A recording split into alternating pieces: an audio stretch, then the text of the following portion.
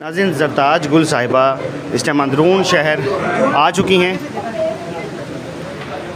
मोहम्मद ख़ान मदनी साहब की कैंपेन के लिए ज़रताज गुल साहिबा जो है इस टाइम यहाँ पर आ चुकी हैं और नीचे पुलिस भी यहाँ पर मौजूद है ज़रताज गुल साहिबा के लिए और कारकुनान के लिए।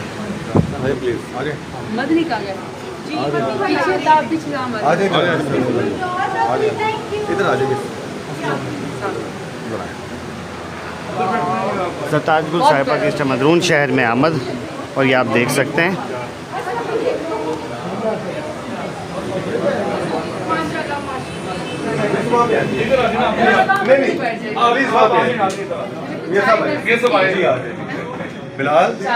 मोहम्मद ख़ान मदनी साहब की कैंपेन के लिए ज़रताज गुल साहिबा इस टाइम अंदरून शहर में PP 147 में उनकी कैंपेन के लिए यहाँ पर आ चुकी है।